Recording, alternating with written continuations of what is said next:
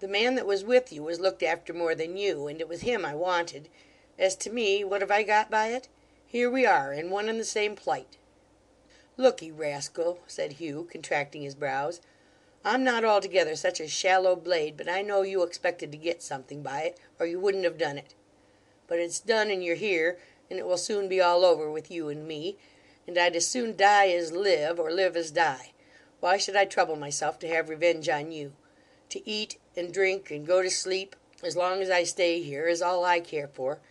If there was but a little more sun to bask in than can find its way into this cursed place, I'd lie in it all day and not trouble myself to sit or stand up once.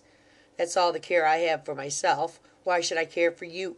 Finishing this speech with a growl like the yawn of a wild beast, he stretched himself upon the bench again and closed his eyes once more. After looking at him in silence for some moments, Dennis, who was greatly relieved to find him in this mood, drew the chair towards his rough couch and sat down near him, taking the precaution, however, to keep out of the range of his brawny arm. "Well said, brother. Nothing could be better said," he ventured to observe. "We'll eat and drink of the best, and sleep our best, and make the best of it every way. Anything can be got for money. Let's spend it merrily." "Eh," said Hugh, coiling himself into a new position. "Where is it?" "Why, they took mine from me at the lodge," said Mr. Dennis, "but mine's a peculiar case." "Is it? They took mine, too." "Why, then, I tell you what, brother," Dennis began, "you must look up your friends—" "My friends!" cried Hugh, starting up and resting on his hands. "Where are my friends?" "Your relations, then," said Dennis. "Ha, ha, ha!"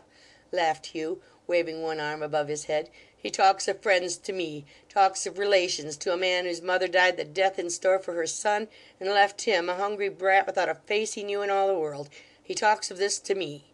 "Brother," cried the hangman, whose features underwent a sudden change, "you don't mean to say—" "I mean to say," Hugh interposed, "that they hung her up at Tyburn. What was good enough for her is good enough for me. Let them do the like by me as soon as they please. The sooner the better. Say no more to me. I'm going to sleep." "But I want to speak to you. I want to hear more about that," said Dennis, changing colour. "If you're a wise man," growled Hugh, raising his head to look at him with a frown, "you'll hold your tongue. I tell you I'm going to sleep."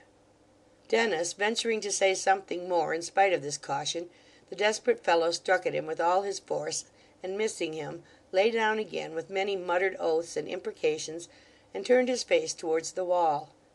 After 2 or 3 ineffectual twitches at his dress, which he was hardy enough to venture upon, notwithstanding his dangerous humour, Mr. Dennis, who burnt, for reasons of his own, to pursue the conversation, had no alternative but to sit as patiently as he could, waiting his further pleasure. Chapter 74